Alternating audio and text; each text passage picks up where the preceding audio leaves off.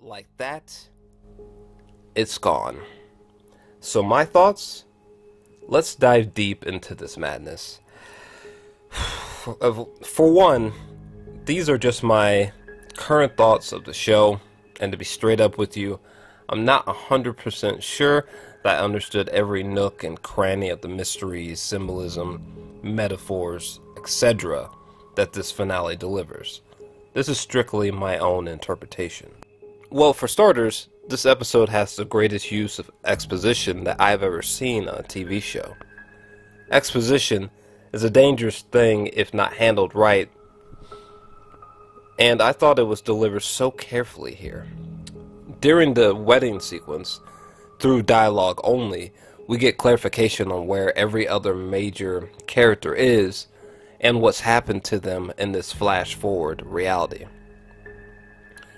Which I enjoyed a lot, because trying to shove out all these numerous scenes, visually showing exactly where every character is in life in this flash-forward reality, sounds like it could have made the finale feel really bloated and clusterfucky.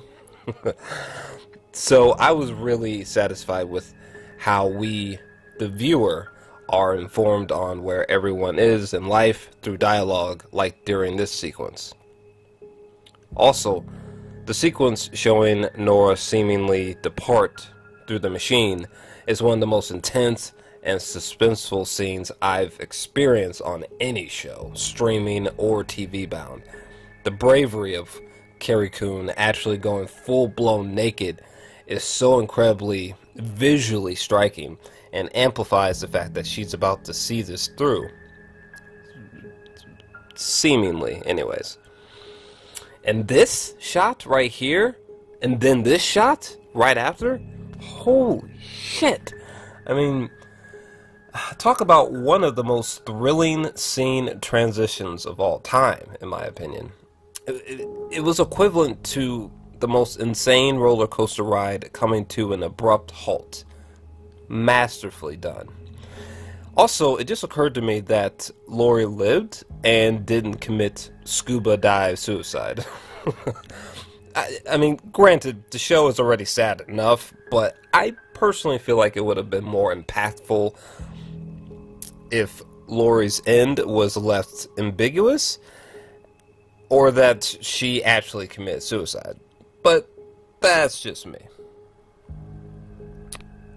Anyways, old Kevin seeming to have dementia threw me for a loop for a bit because I was like, the fuck?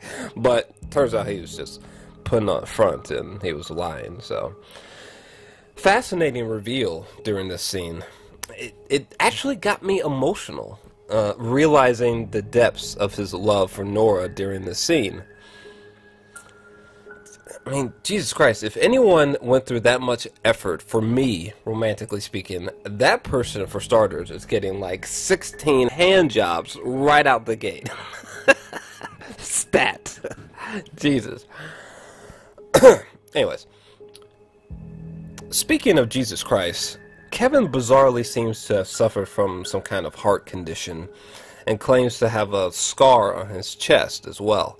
At first, I interpreted this as, wait, so Kevin doesn't have supernatural powers where he can't die anymore?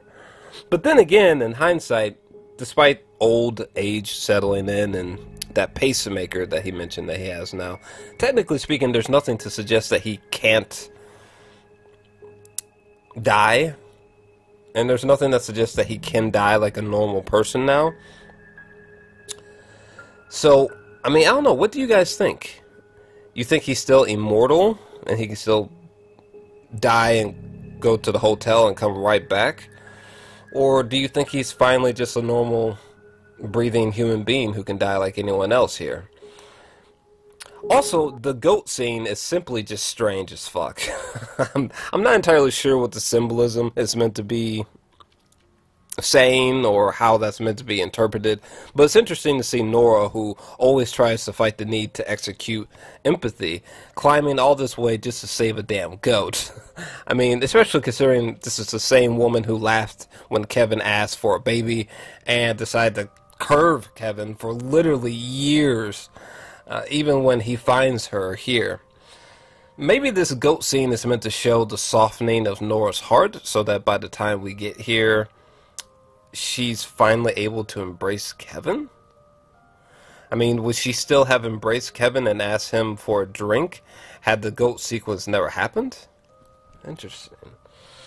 And also, the scene between Matt and Nora was wonderful and tugs at the heartstrings and is a poignant goodbye to the character of Matt.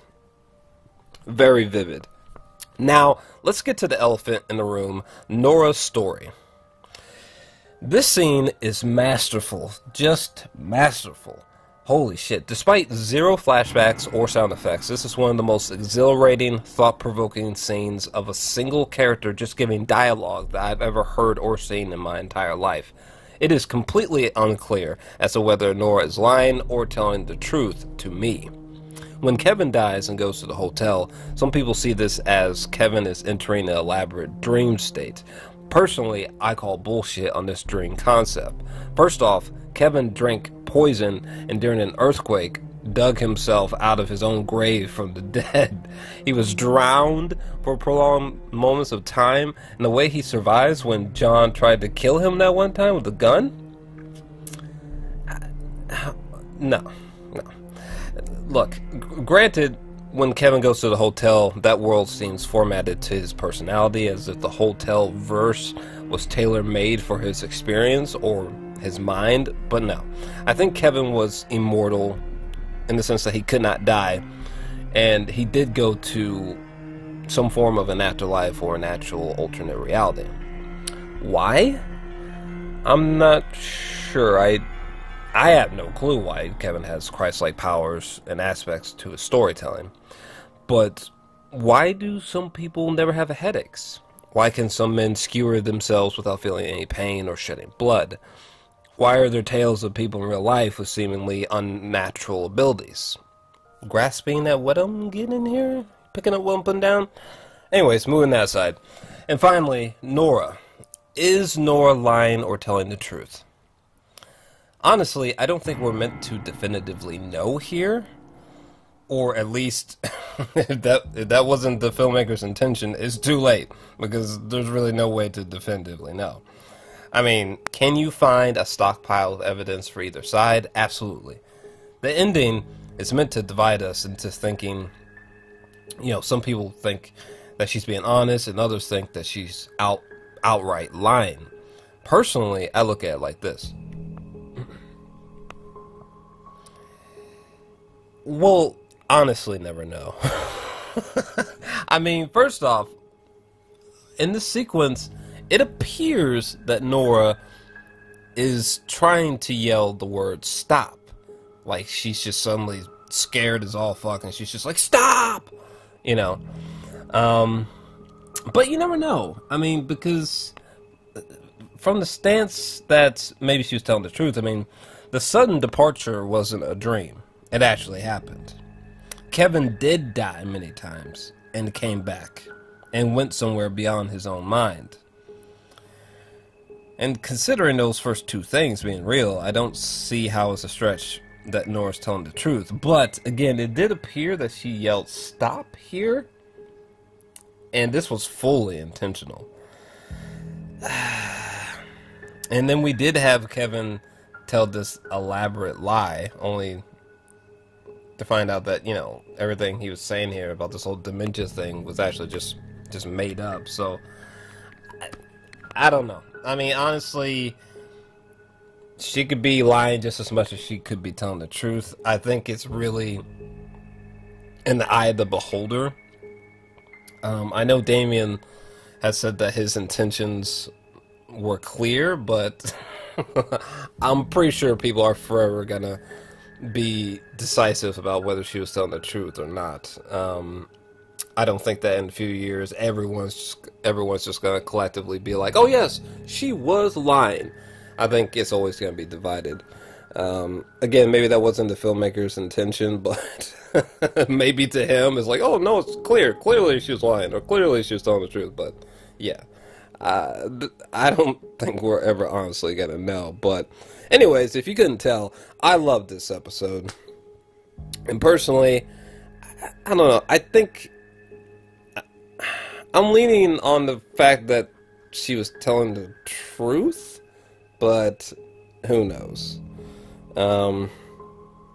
Either way, I love this episode. It's a true reflection of the show, which is beautiful cinematography, beautifully crafted, and beautifully executed characters, haunting characters, emotional, unpredictable, jaw-droppingly thought-provoking, and different. Fresh. This finale and season 3 are a 10 out of 10 for me. The Leftovers is an extraordinary show that I can't wait to pick apart for years to come. But hey, what about you? What do you think?